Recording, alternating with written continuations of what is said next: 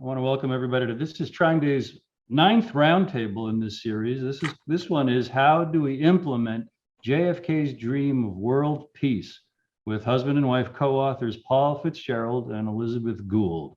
Publisher Chris Milligan is our host. I am Bruce DeTorres. I moderate these roundtables. The series is called Exposing the Failure of Empire and Reclaiming the Narrative Creation Process. These were inspired by The Valediction, which is Paul and Liz's novelized memoir about being the first American journalists allowed to go to Afghanistan after the Soviet Union invaded in 1979, then their return home, where corporate media didn't want to broadcast the truths that they had found, and it's about their subsequent journey into history and mysticism, which they discovered is the real power behind empires. After Paul and Liz present, we'll open it up for robust questions and conversation. But first, our host, Chris Milligan. Howdy, all, and thanks for coming, and Paul and Liz, thanks for writing your book. And I've had some experiences here lately where things have gone off the rails, things have broken, and one thing that it's shown me is that this is just how life is, and but broken things can be fixed, so, and that's what we're doing. We're trying to fix our life here, fix the future for our children, because as many people have come down in many religions and have said the thing is you need to love God and treat your neighbors as your brothers and sisters, and that's basically we need to act responsibly. There is a way to walk down here on the earth. So yes, our world is terribly broken in many ways, but I have hope that I see that it can be fixed, and it's going to take time. It's it's going to take longer than people would wish, but if we start on the path and continue, we can have a much better world here. We don't need to be shooting and killing each other. We don't need to be using power over other people. We need to cooperate and all live together on this beautiful blue ball spinning through space that we all live on. It is one planet. So onwards, and let's fix this broken world. Amen. I'm so honored to pass the baton to Paul and Liz. Thank you, Bruce, and welcome. Thank you so much for coming. We really want to, announce that how to implement JFK's dream of world peace is really something that we feel addresses everything that Chris just stated. Now, research into how positive ideas move from one person to the next suggests that just sharing ideas is not sufficient to change the world. We need to translate those ideas into action. But the first step is to unblock our feelings of despair about the threats to our planet from the endless agendas we face. If we don't unlock our creative power to imagine the future we want, it will not be able to materialize. Our plan is to resurrect JFK's dream of world peace based on his June 10th, 1963 American University speech, intertwined with aspects of his Fitzgerald family Irish history. We'll build on his speech as the blueprint. That plan will culminate, we certainly hope so, in a concert modeled after the 1985 Live Aid concert for famine relief in Africa. The sponsors of Live Aid took an issue that nobody cared about, put it in front of 2 billion people through music, and raised $127 million. Unfortunately, not only are millions facing unprecedented food prices today in the third world, but we now know it is also happening in the first world. This exposes the truth that focusing on famine relief was never going to remedy the famine itself. but the focus on that is what we want to address, because our concert will promote the true solution. JFK's plan for world peace, because establishing the peace is the underlying solution to address all human-made problems. Our music focus will be modeled after the wildly popular American tribal love rock musical Hair. In its time, Hair was the center of the anti-Vietnam War movement, delivering a riveting political and social awakening that we experienced in 1970 as participants in the Boston production for a year. Its finale song, Flesh Failures, Let the Sun Shine, still stirs the soul to know that in their heart, all people want peace, not war. Our efforts towards peace through dialogue and music will break us free from the dialectics narrative of defeating the other and opening us to a self-aware perspective where we can function as a spiritual and moral gauge by testing our own values instead of others. The concert will also be a reawakening to bring back the peace potential robbed from our generation by dark forces manipulating from behind the scenes. Those forces did deny our cohesion, but our vision for activating world peace today is even more inspired by what we connected to back then.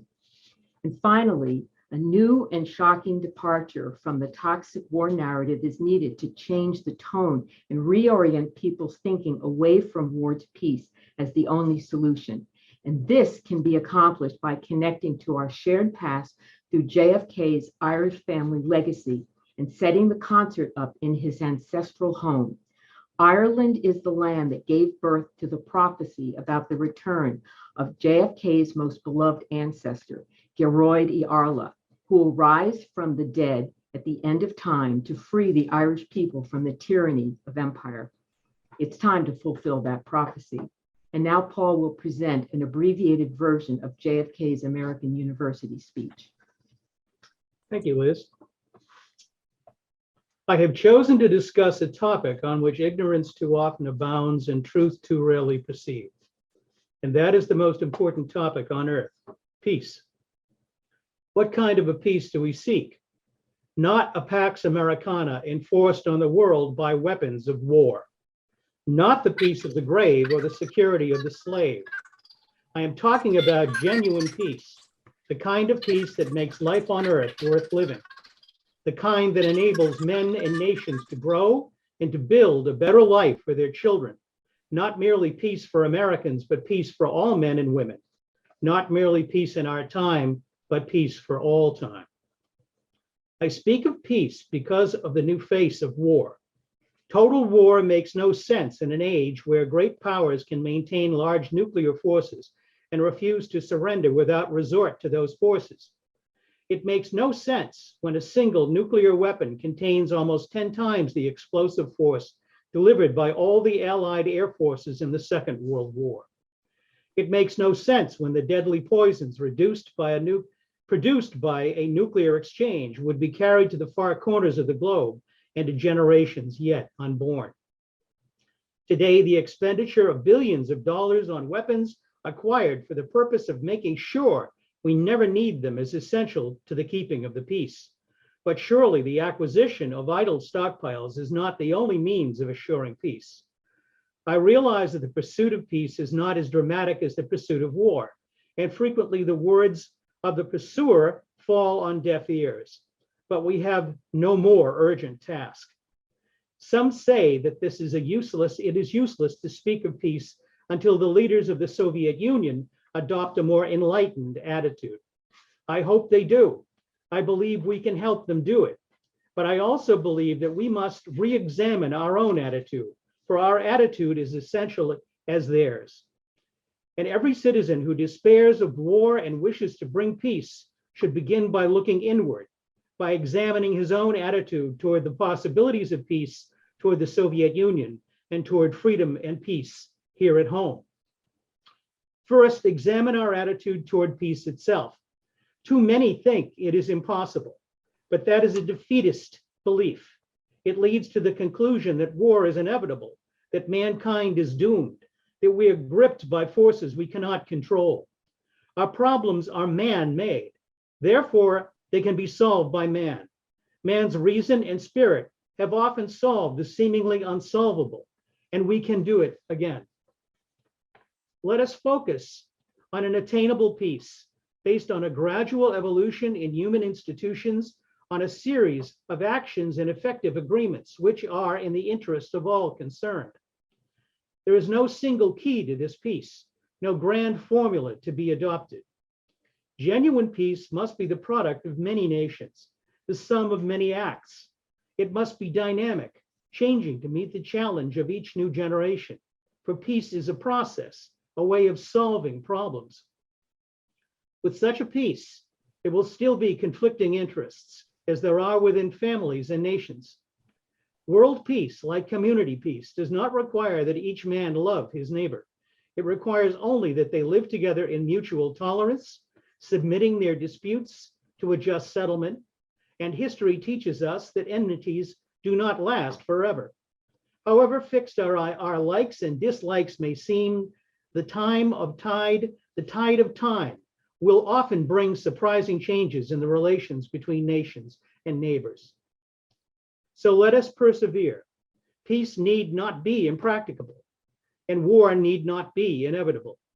By defining our goal more clearly, by making it seem more manageable and less remote, we can help people to see it, to draw hope from it, and to move irresistibly toward it.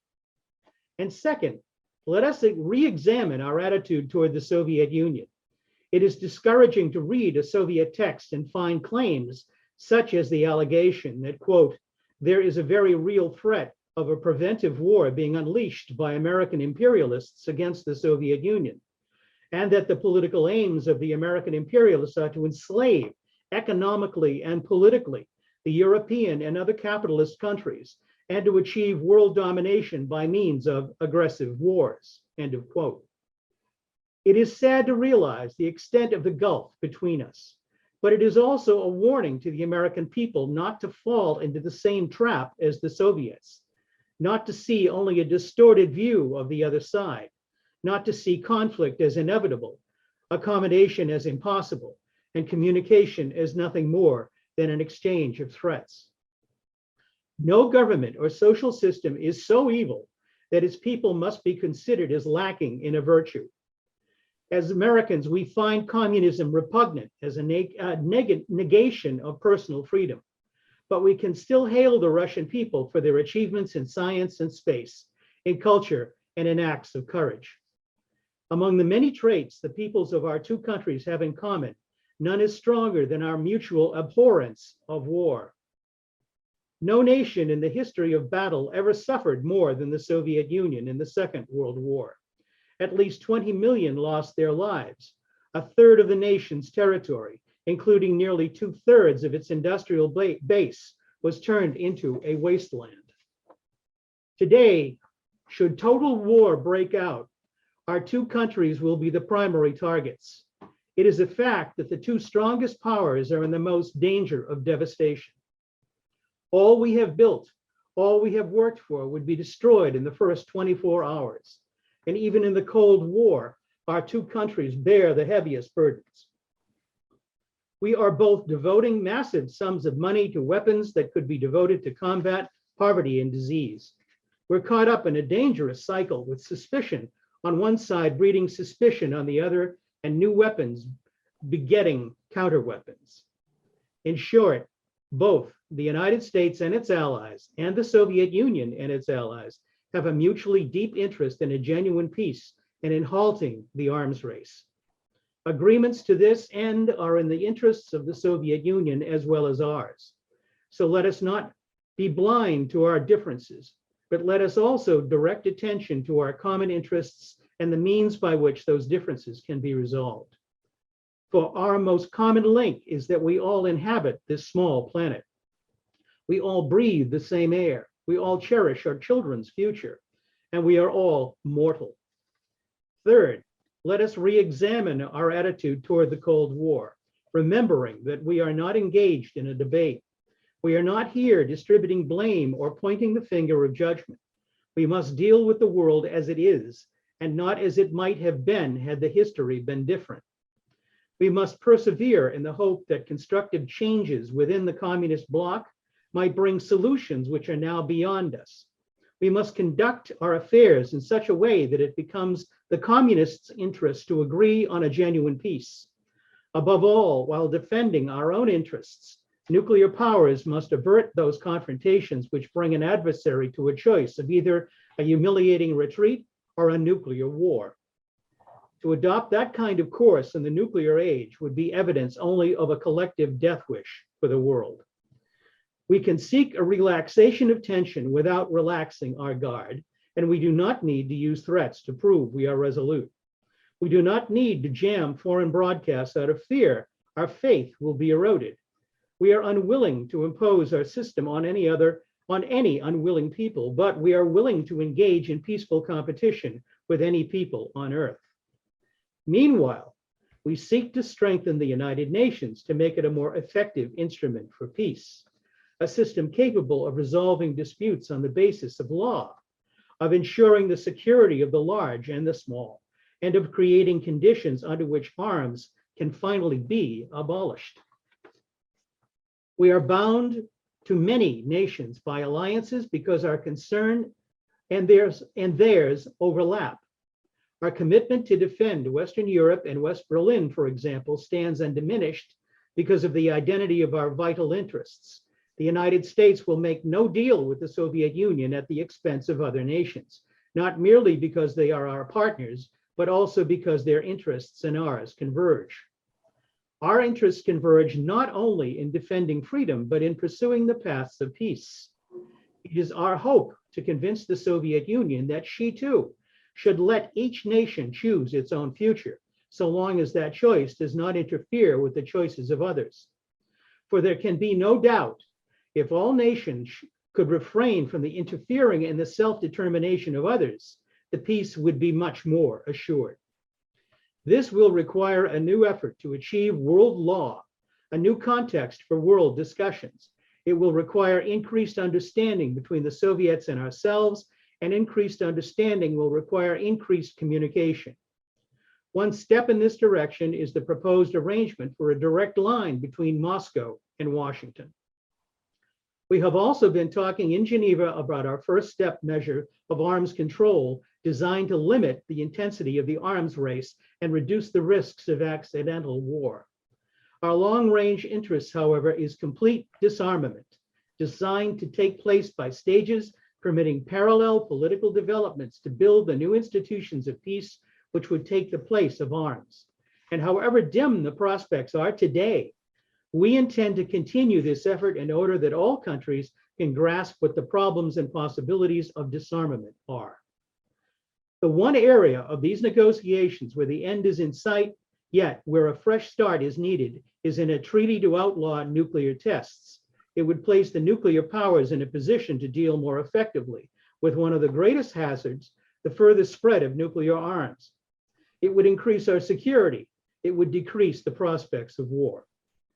I am taking this opportunity to announce two decisions. First, Chairman Khrushchev, Prime Minister Macmillan, and I have agreed that high-level discussions will begin in Moscow, looking toward agreement on a comprehensive test ban treaty.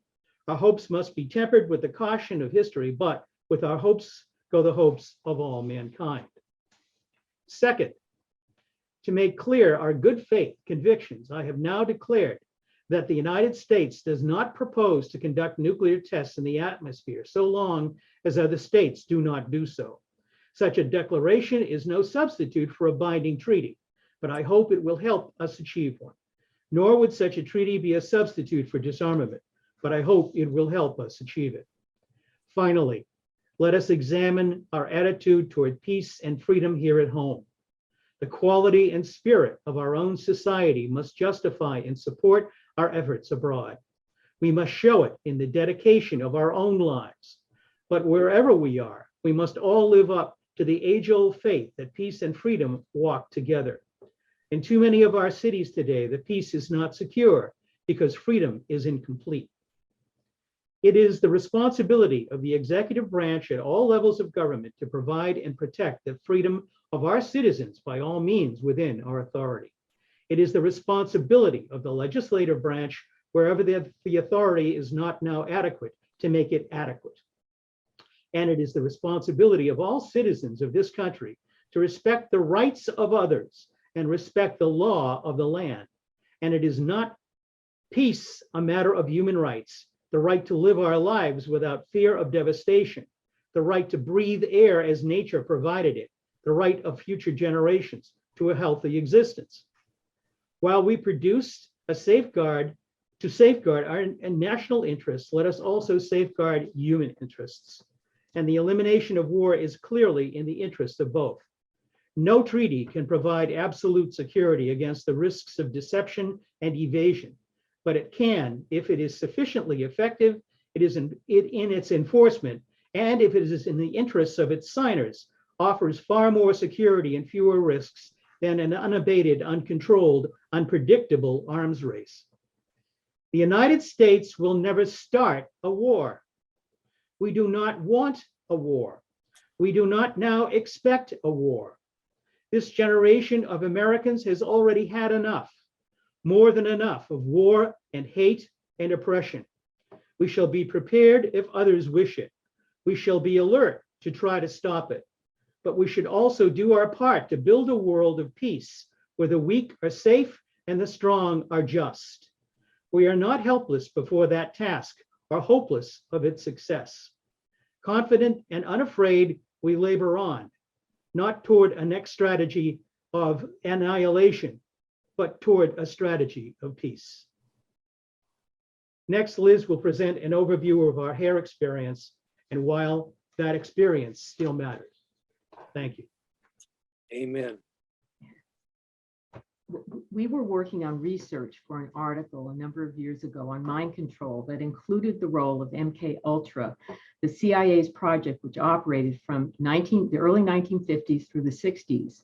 MK Ultra had used Americans without consent to alter their mental states. The project remained secret until 1975, when the Church Committee hearings revealed the CIA's illegal activities. But what really got our attention back then was confirming that MK Ultra had infiltrated the anti-Vietnam War movement to undermine its legitimacy with the distribution of psychedelic drugs. As teenagers growing up in the 1960s, the music scene and the anti-war movement were synonymous. The new age was dawning, and our generation wanted to keep war from becoming a part of it. What we didn't know until recently was how much influence military intelligence and the CIA had in forming what we believed was an organic outgrowth of popular sentiment. Before bands such as the Doors and the Byrds became famous, songwriters, musicians, and singers who would form those bands flocked to Laurel Canyon. What was strange about this migration was the absence of a music industry in the area. But what it did have was Vito Pelekis and the Freaks, a regular feature on Sunset Boulevard club scene starting in 1964. Pelekis was known for supplying wildly frenzied dancers to stir interest in the bands and is credited with their early success.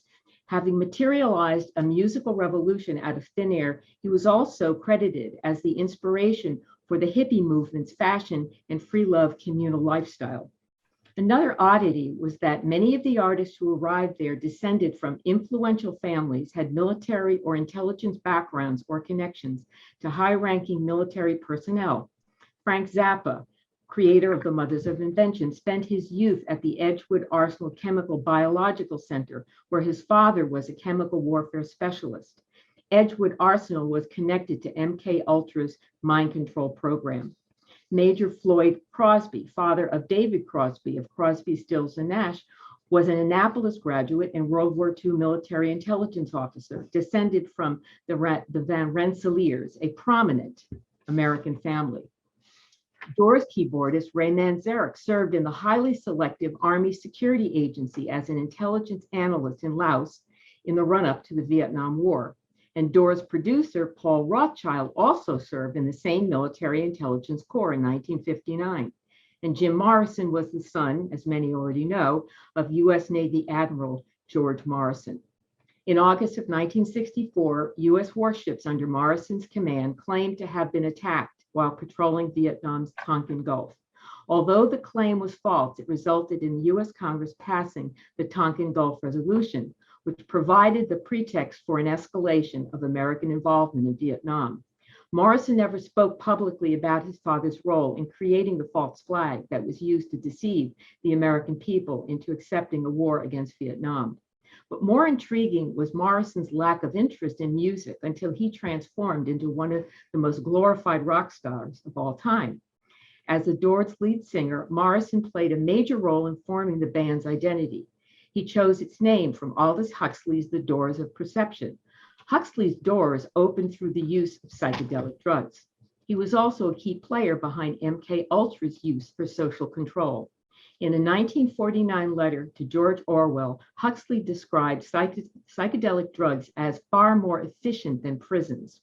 As an acolyte of the Greek god Dionysus and the Dionysian mysteries, Morrison reveled in the use of drugs, drink, and frenzied dancing. MK Ultra's objectives had much in common with the Dionysian mysteries and Morrison's philosophy of life, who said, "I believe in a long, prolonged derangement of the senses in order to obtain the unknown." Morrison was also described as Dr. Jekyll and Mr. Hyde by Doors manager Paul Rothschild, who explained, "You never knew whether Jim would show up as a poetic scholar or a kamikaze drunk." Americans need to look back and reconsider the turning points that brought our country to this crossroad of endless war. How did we come from being so much against war in Vietnam into preparing for a war against everyone on the planet today? Was the Laurel Canyon scene the only operation sabotaging the legitimacy of an anti-war movement by co-opting its message? Was the CIA responsible for permanently wrapping the anti-war movement and the public dissent in a cloak of freaked out hippies, communal sex, and acid trips on LSD? The 1950s and 60s saw America in direct competition with the Soviet Union, not only for military superiority, but also for the world's hearts and minds. The cultural Cold War waged by Washington embraced activities that were intended to outshine anything done by its communist rivals in literature, music, and arts. A psychological warfare campaign to break down traditional patterns of behavior had already been laid out in 1953 by the CIA's Psychological Strategy Board's doctrine for social control known as PSBD 33-2. With an emphasis on the strange and avant-garde, the CIA began bringing artists, writers, and musicians into what was known as its Freedom Manifesto. The CIA came to view the program as a landmark in the Cold War, not just for solidifying its control over the non-communist left and the West's intellectuals, but for enabling the CIA to secretly disenfranchise Americans and Europeans from their own political culture in such a way that they would never know it. As the historian of the CIA's secret co-option of America's non-communist left, Christopher Lasch, wrote in 1969, "The modern state is an engine of propaganda, alternately manufacturing crises and claiming to be the only instrument that can effectively deal with them. This propaganda, in order to be successful, demands the cooperation of writers, teachers, and artists, not as paid propagandists or state-censored time servers, but as free intellectuals capable of policing their own jurisdictions and of enforcing acceptable standards of responsibility within various intellectual professions." While declaring itself as an antidote to the communist totalitarianism, one CIA officer viewed PSBD 33-2 as interposing, quote, a wide doctrinal system that accepts uniformity as a substitute for diversity, embracing all fields of human thought, all fields of intellectual interest, and from anthropology and artistic creation to sociology and scientific methodology. He concluded, "This is just about as totalitarian as one can get." The evidence that the birth of the psychedelic 1960s New Age music scene was guided by the invisible hand of military and intelligence operatives is well documented. But what about the American tribal love rock musical Hair that swept the country in 1968 after opening to rave reviews on Broadway? We lived the Hair experience when we became a part of the Boston production in 1970 while college students. Hair was on the front line of the anti-war movement, and we waved the banner every night before sold-out audiences. To us, the Vietnam War was nothing more than what Daniel Ellsberg described as neo-colonial enterprise. America's Winter Soldiers joined us on stage to celebrate our right to dramatize the undoing of American society by the terror being inflicted on Southeast Asia. Hair was a worldwide phenomenon with casts in every major city, with 19 productions outside North America. Its anti-war theme was shared by millions of Americans who watched and participated in it. Every Hair cast was local to the city it performed in, established new standards for racial diversity unheard of at the time. Hair made the war and its impact on human beings personal in ways that nothing else could. But that impact and the anti-war momentum it accrued was lost and channeled away from the universal peace we believed was possible. Was Hair popularity just a fluke? Or was it part of a cultural Cold War experiment to influence public opinion and then made to go away? With its anti-war message dismissed by President Carter, Russophobic National Security Advisor Zbigniew Brzezinski was taking over security at the Carter White House. The message was clear. The anti-war movement would not be coming to power in Washington in 1977 and never would. When the film version of Hair was released in 1979, it was rewritten and detached from the show's anti-war theme. With Vietnam disposed of, the West's endless war against the Soviet Union could be put back on track. And by the time Ronald Reagan was elected president in 1980, the anti-war movement had been reduced to a syndrome and was cured with a World War II-sized defense budget that transformed the United States from a creditor to a debtor nation. Hair may have been used as a prototype for the color revolutions that followed in the breakdown of the Soviet bloc. The celebrity arm of the non-communist left was well represented at our Hair 1970 opening night, with the presence of Peter, Paul and Mary's Peter Yarrow, and the show's executive producer, Bernard Castelli, a member of Europe's cultural Cold War elite. Yarrow's Ukrainian-born father, Bernard, was a member of the CIA's European Cultural Front Organization, the National Committee for a Free Europe, having served during World War II in the OSS and then joining the Dulles Brothers law firm. Bernard helped found Radio Free Europe and became its senior vice president. Following Vietnam, Yarrow transformed his activism to Soviet Jewry and their immigration to Israel, a major component of the neoconservative agenda. By the 1980s, the issue became a key platform of the Reagan administration's ability to stop any détente with the Soviet Union. As for Hair, stripped of its anti-war message, it was reduced to being a poster child of a 1960s debauched hedonism. Or as Castelli labeled a revival in 2008, everything that was joyful and harmless became dangerous and ugly. End of quote. Dangerous and ugly is not the way we remember our experience with Hair. Nuclear war and Vietnam were dangerous and ugly, and in the intervening years, that danger and ugliness has turned to haunt us. If Hair was a part of a psychological campaign to energize the youth of America to action in the pursuit of peace, freedom, and happiness, it succeeded. But if the ultimate objective was to then crush that freedom and numb us to the danger of permanent war, it too succeeded. At the time, Hair's success helped us believe that we had changed our future for the better. The war ended and the troops came home. But now we accept that the new age we sought was nothing more than an illusion. President Eisenhower warned us that what would happen if our country dedicated itself to war. War makes you mad. Endless war puts you in a hell of madness from which there is no escape. The madness of war on the world has come full circle, now in our schools, our parks, our bars, and our homes. It was always there as a part of our nature. We have given in to a part of our nature that should have been matured and have been processed, but instead has remained aloof from our humanity. And that part of our nature has remained unlearned and untamed. We are victims of our own design, and therefore we can change it.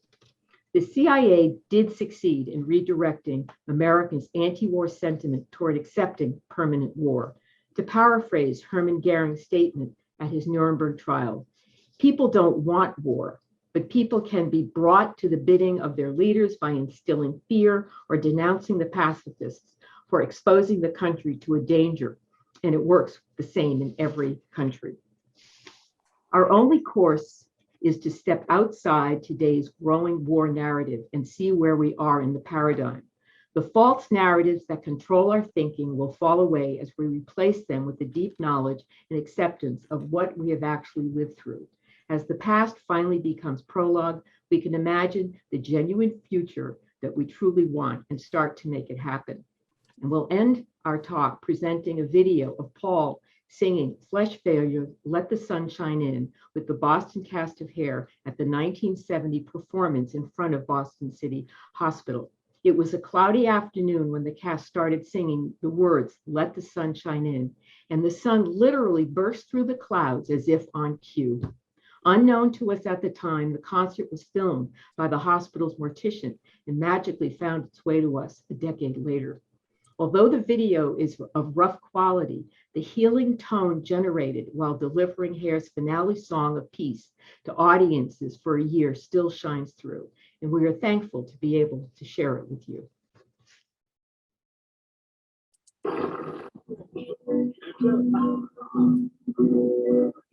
We stop running another short of breath, walking proudly in our winter coats, wearing smiles of laboratory painting and dying nations. A moving paper at the street, listening for the music.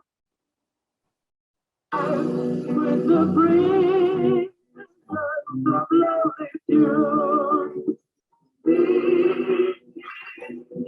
our faith on God is higher where is our life is around you and in you. As the voice of healing,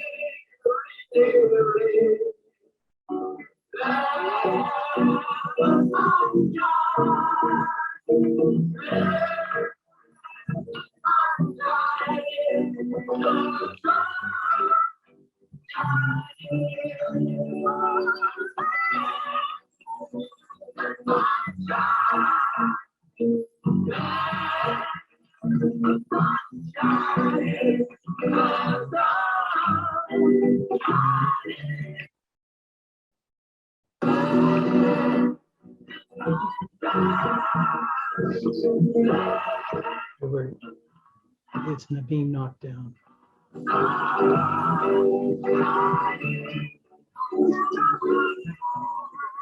There's an audio limiter. It's being limited.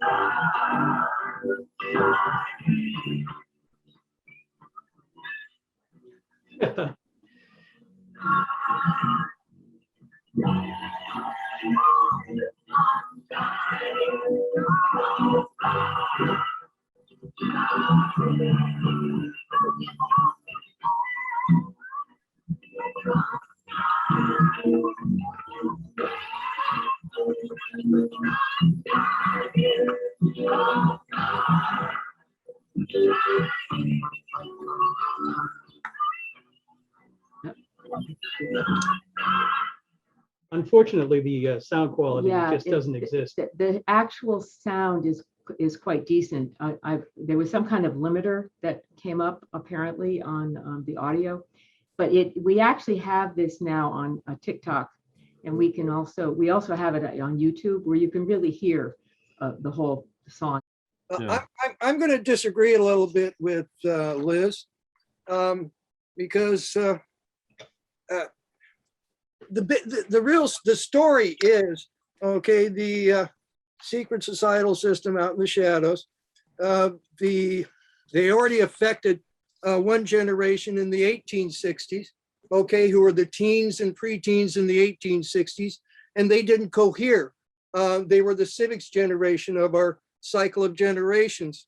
And they tried to do that again to the kids of the 1960s, okay? The kids who are teens and preteens, okay? And they really weren't targeting them with LSD, they were targeting them with heroin, okay? Because see, LSD, you can't control things with LSD. You can disrupt with LSD, but you can't control things.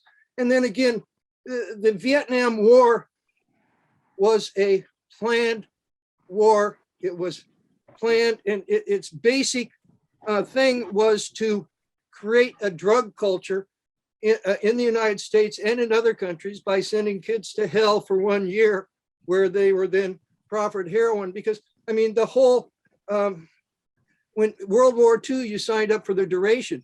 Vietnam War, they changed that to just 1 year.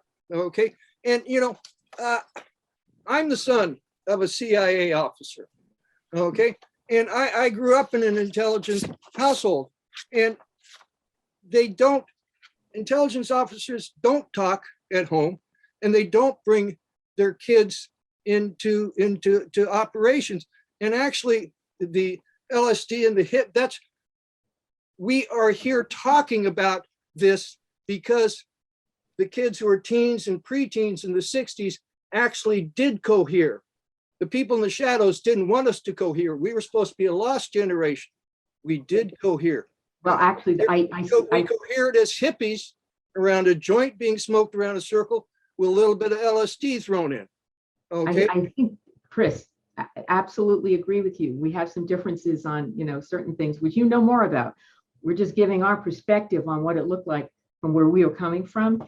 But the real point is that I agree with you is that we did cohere, and that's why we're here talking about trying to bring forth the real power that we really did connect to, that really is embodied. And I do hope all of you get a chance to actually see the actual YouTube video or online video of it's an actually 18-minute performance, a number of incredible songs, but the most important one being the Flesh Failures and Let the Sunshine In. Yes, no, the zeitgeist of the 60s was way beyond what anybody could try and control. Okay, and that's what created what we have today. Okay, the History Channel, like I say, did a big 2-hour special on the hippies. Said what came out of the hippies?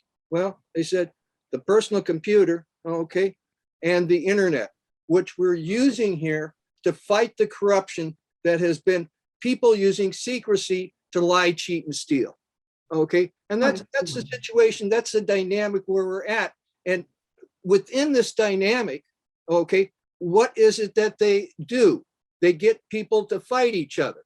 Okay, they get people within sovereign countries to fight each other, and then they get sovereign countries to fight each other to create chaos. Okay. And so that's why we need to talk about the peace, Chris. Right. Well, and we're getting there, and that's what we're doing. We're talking. We've got everybody here is not an American even. We've got international people here. We have the ability now, and it's continuing to talk to other people, and that's one of the biggest things that bring about peace, because if we don't know those people over there, and we've had people telling us, well, they're bad people, then it's hard for us to have a relationship. And that's what peace is. Peace is relationships. Peace is, being able to walk and talk to your neighbor. And so, yes, let's have peace. As we said, the power was there. This is the appropriate time to raise your hand, shout out, say something in the chat to make this truly a roundtable where everybody here plus attendees can respond. Who's got the first comment or question? I see Joyce. How are you? Good. Hi, Liz and Paul and Chris. This was a fabulous presentation. I take it the concert would be next year, which would be the 70th, if my math is right, anniversary of Kennedy giving the AU speech. Oh, my goodness.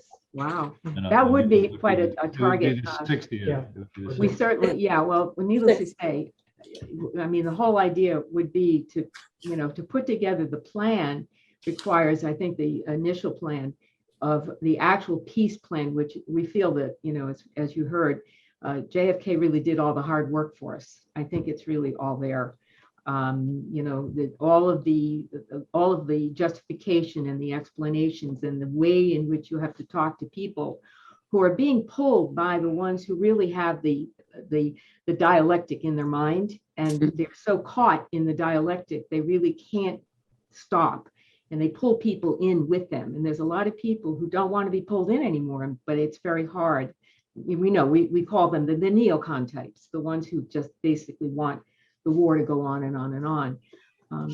But in terms of timing, I think it would follow the concert. I think would be a way to tie it together. And we are working for our next discussion is really going to be an incredibly special location in Ireland that really is going to tie this together in mystical, in historical, and in ways that we can't even begin to express to you how exciting it is for us to see this unfolding from our end, because we connected to this particular place actually, in a mystical way in the first place, so. Which is detailed in book 2. Right. We actually. Which is just coming out. Right. So, Well, I would say also that, Paul, when you read that speech, I mean, you just change a few names and words, and how timely today. Isn't it amazing? It is, It's just yeah. absolutely. And then I have one more question, which is related to what Chris said.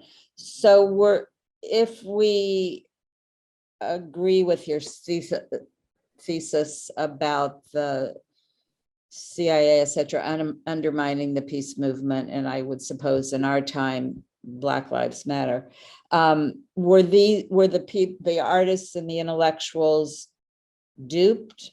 Did they know what was going on? Did you talk to the producer of Hair, the movie? No, this didn't come up until actually this article and this whole research was done around 2016, 2017.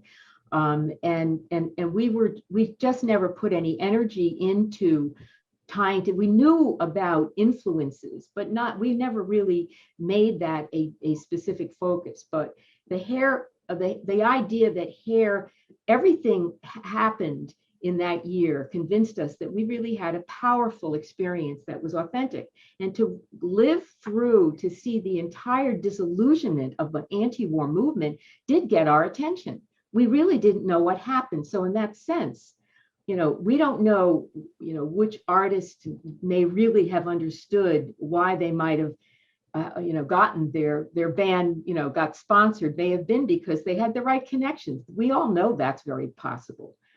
So, Yes, Chris. Anti-war movement was basically created and fomented.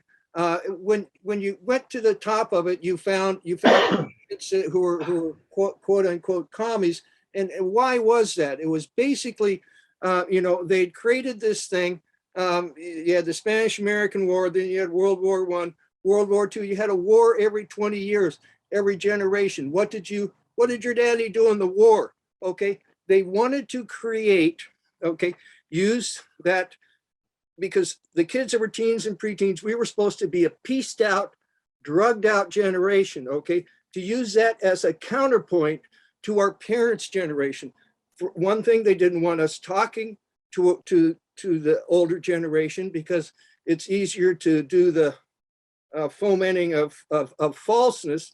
And then it led to Nixon being president, which allowed, because he was very much related to Dulles and the CIA, would allow them to work behind him. And then, we had Gerald Ford, and if Squeaky Fromm or Sarah Jane Moore would have been better shots, we would have had Nelson Rockefeller, an unelected president. They just changed the laws. He could have been president for 12 years. That didn't happen. So they brought in Jimmy Who, David Rockefeller, put him up, besmirched him, okay, used him to with Brzezinski, and then put in Bush, which is from the secret societal thing, to continue their excuse my language, BS. Okay, but Right. that was a lot of the reason for the peace movement. It was a tool for them to use, okay, to get people in the rural areas, you know, oh, we don't like those people, so we're gonna go this way. So it was a control mechanism. Okay, all right. So does anyone else have any questions or any comments? Yeah. Oh, he has to unmute. You Unmute. have to unmute. That's, I don't know if you, Sam, want to say something. I'll let you go first, but thank you very much, Paul and Liz, for the wonderful presentation and to learn so much about JFK, which even though I'm an acquired naturalized American, obviously I don't know as much as you guys know. I very much appreciate it. Being the theme peace, I intervene only because just today I heard the conference in Davos, and I followed the section about the space utilization and how space could have been a catalyzer for peace. And there was the direct on live interview with our Astro Samantha, the current head of the ISS.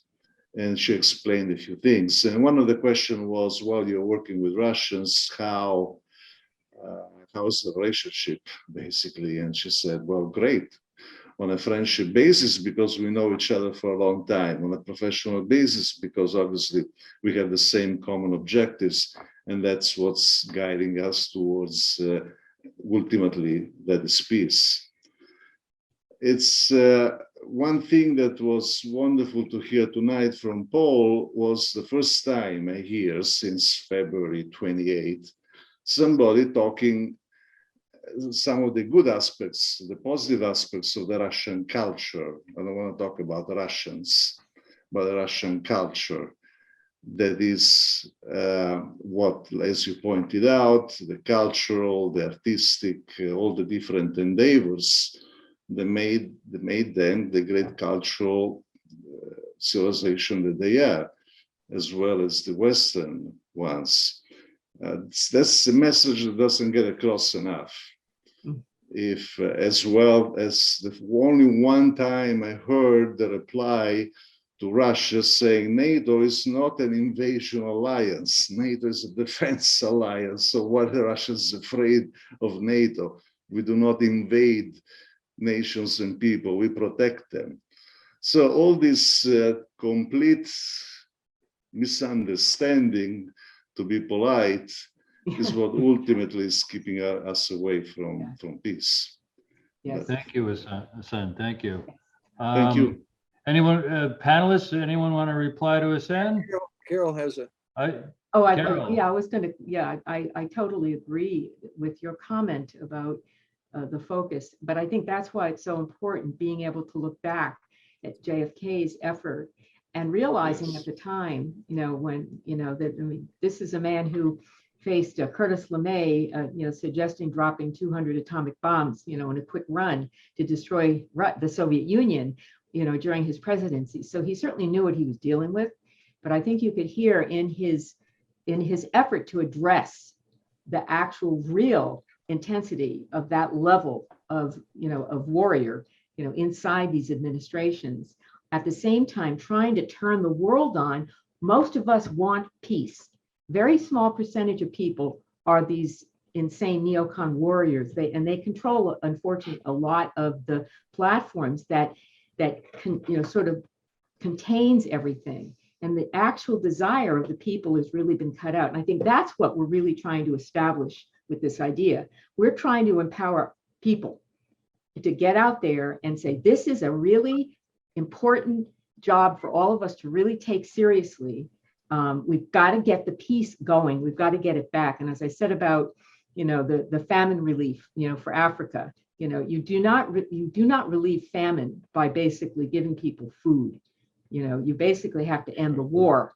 You've got to get the peace going, and that's how you can relieve, all of the problems that humans are suffering from. JFK's speech is great to instigate that. Let's see what it has inspired Carol to ask or say. Please unmute yourself, Carol. Thank you all for having this discussion.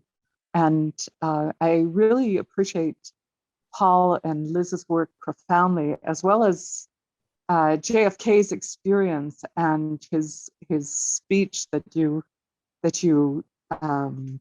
shared with us again today, in taking that profound energy to transmute the warrior energy towards peace. And I think that is what we really need, that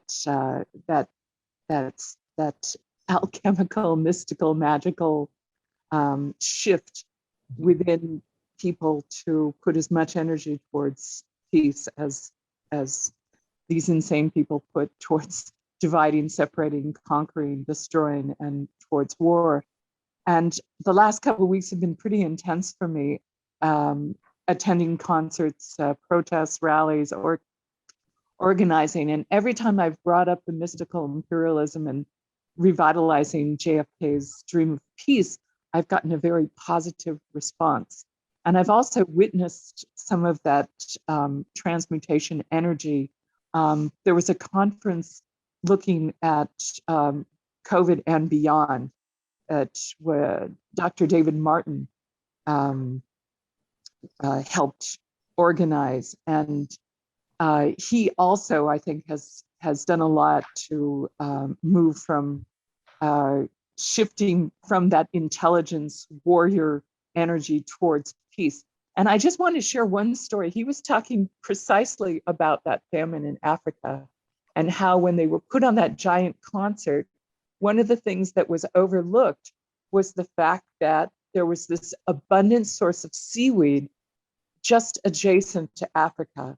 And there was a needless famine. If they had just simply harvested seaweed, all those people would have lived. And we have to break the box, because there's so many ways we could change our perspective and solve so many of the problems which we've been blinded by the propaganda to see the world as nails that need to be hammered by war, instead of recognizing that there's so many solutions, peaceful solutions to sort of false problems that have been thrust upon us by a faulty narrative. By a dissolving narrative. Yeah. Who's got the next? Thank you, Carol.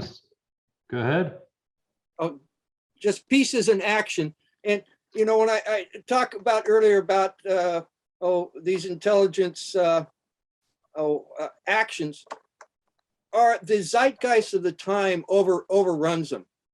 Okay, they try and do something, but a lot of times, the people just overrun what they want to do. Yeah. And there's a lot of hope in that. And I hope that, Ruth, you can hear me and you unmute yourself and share with us.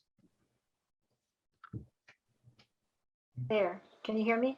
Yes. Good. First of all, I want to thank you both, Liz and Paul, for a really inspiring talk. And, I was thinking about the fact that, then, first of all, it's as if it's so prescient and so here now, the same old is happening and has been happening.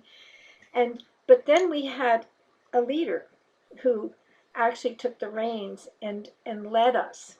And I do not know that there are leaders around that will do that. And it's really landing on people to actually create the transformation.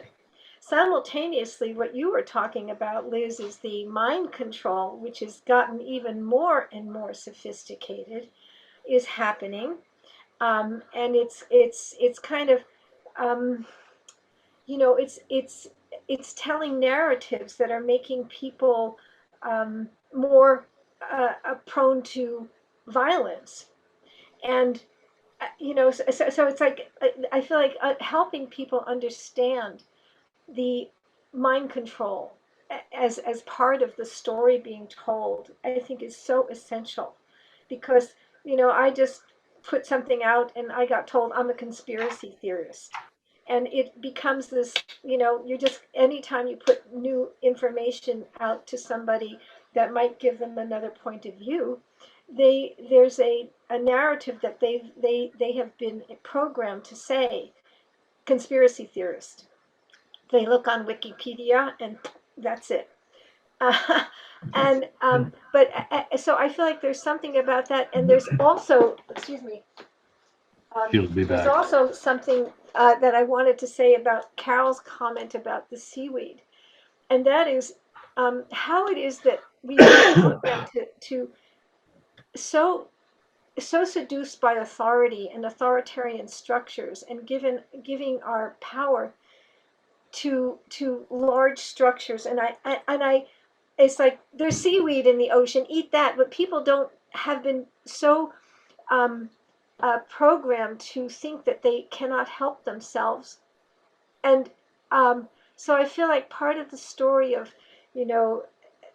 Kennedy's statement, and realizing that we have to bring that into ourselves and make that, and we have to understand how to deprogram ourselves, and we have to understand how to become the world that we want to create, and not wait for the leaders to do it, because they're not, and they won't. They're crazy.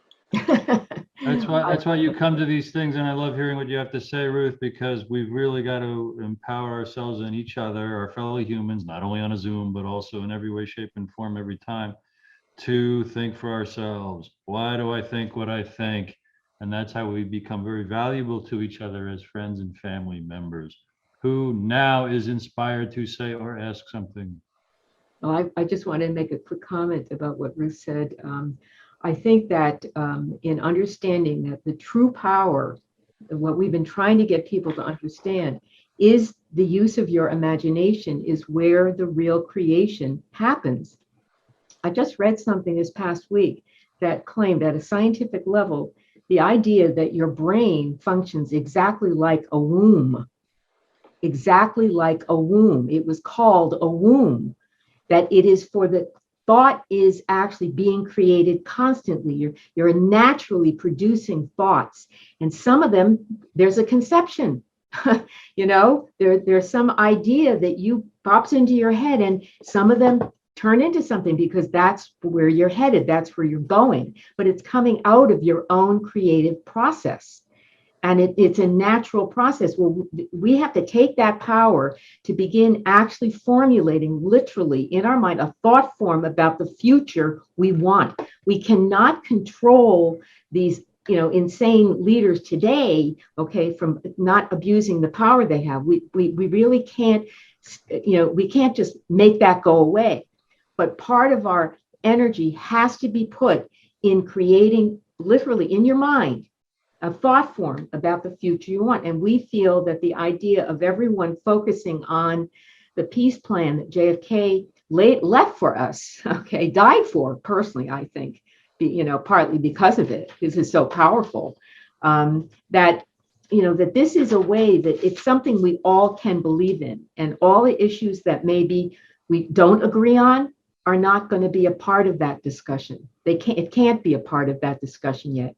People are still too fractured and too torn in many directions. And that's all. And I think, as Chris has stated very, perfectly, the whole goal of this control system is to keep us separated and fighting with each other. So we got to get the focus, and we've got to spread the word. This is the way to go. One of the things that goes on is that there's a way that we short circuit that power. And if the virus of fear, one thought of fear that comes into our system actually short circuits that power. And so there's a dialogue that between fear and love, because love is the absolute opposite of fear, because love is the matrix of all existence, and we have that knowledge in our heart. And the vibration of love is what holds all the fractal sacred geometries of existence in an order.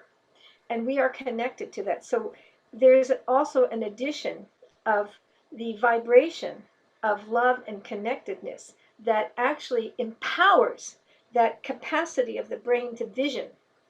So most people who are thinkers don't understand that the real power that goes through us from lifetime to lifetime is the power in our heart.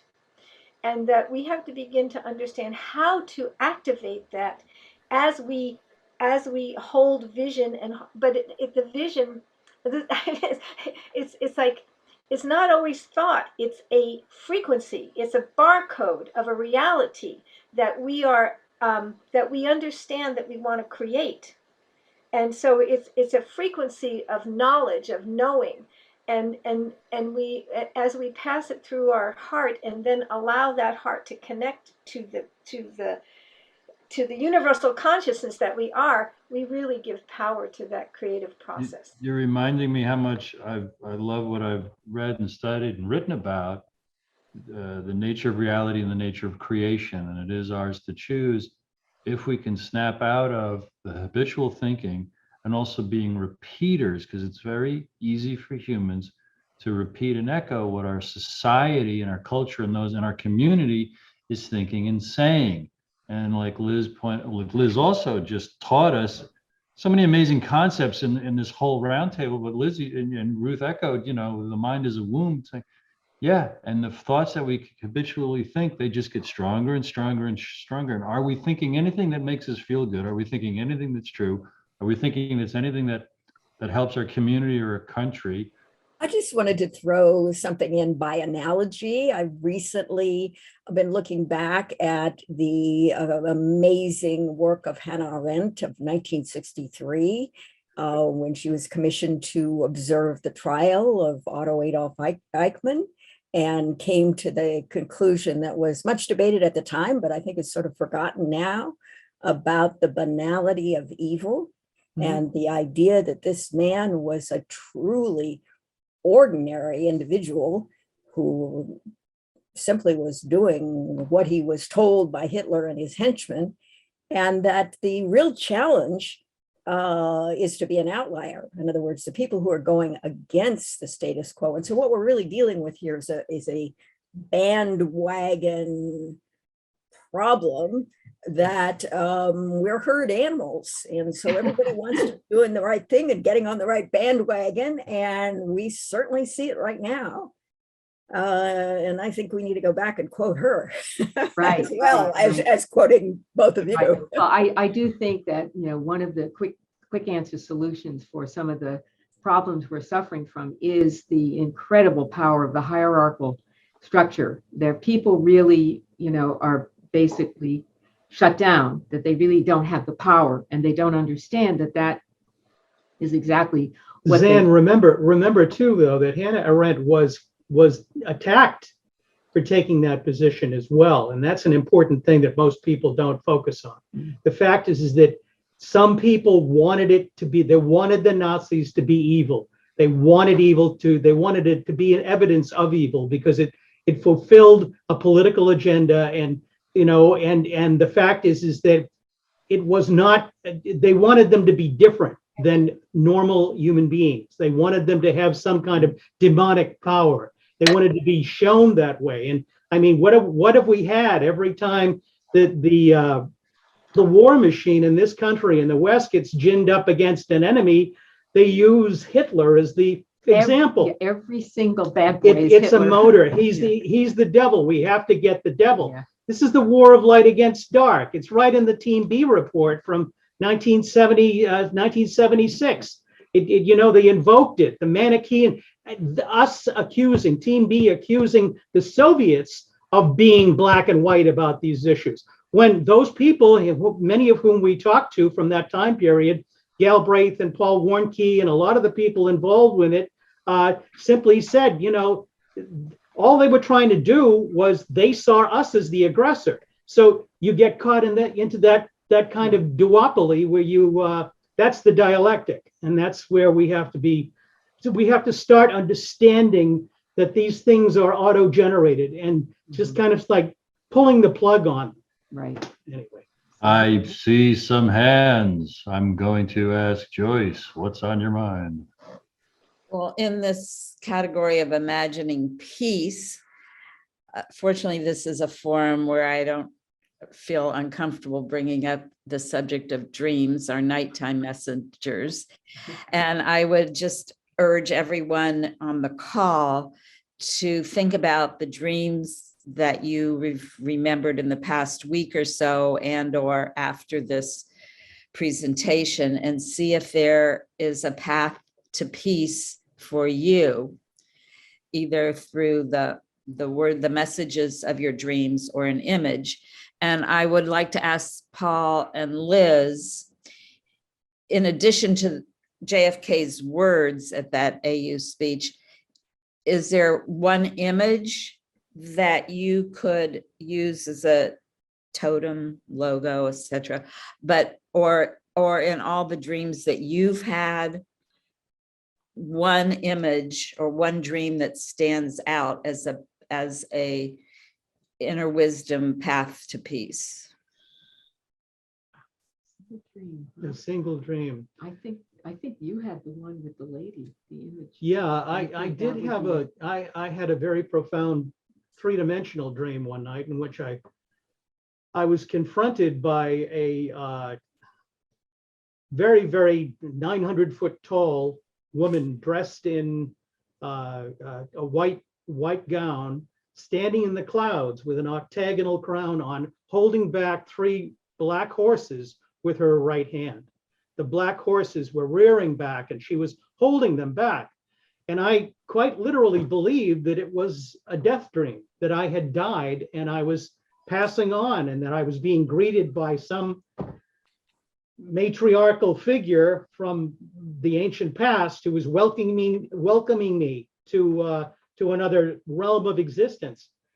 And I kind of staggered, and all of a sudden she started to raise her left hand, and I expected her to basically go like this and beckon me. Instead, the hand came like this, and from the inside came a red triangle that danced around, and it was pulsing almost like a beating heart. And it flew out at me from the dream. And I woke up. It was so shocking. I woke up in the room, in the dark room, and I could see the triangle still there. And it was three-dimensional. It was three-dimensional. Yeah. The woman had gone away. She had gone away. She had walked back to a kind of cathedral-like place. And but the red triangle bounced around in front of me, and I reached out to try to grasp it because I thought this is important. This has never happened to me before. Well, I reached out to try to grasp it, and as I reached for it, it turned to red dust. It turned to dust and just dissolved in front of me. Well, it's well framed in the Valediction Resurrection. Paul, could you tell us in just 10, 15 seconds, because now I'm going to try to divvy out the next 4 or 5 minutes efficiently to conclusion. But what's your thought or statement you can and might want to say about that incredible dream? Oh, that was a transition dream for me. That dream changed my life. He did. How so and why? How so and why? Well, because I was in New York at the time, and I believed that I was confused about what I wanted to do with my future. I had lots of offers to do different things. From the time I was young, I was about 23, 24 years old. And I decided that I was going to go back to Boston at that point and get back together with Liz and be with Liz. It all makes sense now. I decided right then and there that I had been resisting something, and that the forces of the universe had come forward to me and said, make up your mind. This is the love right here, bang. And that was it. 3 of the most alive proponents of peace. The thing about them, they were killed as soon as they started talking about using imagination. As soon as Martin Luther King, John Lennon, John F. Kennedy. It's like there was something about the imaginal mind when that was being brought into how they were talking to other people. I think that's 100%. And that's why when you actually read JFK's speech, there's no question that added, I think, to the pressure to basically kill him a lot. And under The pressure too. warmongering crowd is the core of this. Someone said this, after the last no, there's a yes. And on that yes, the future of the world depends. Mm. Paul, you've had this opportunity. Her name was Liz, and the dream helped you say, yes. Okay. That's for sure. Yes.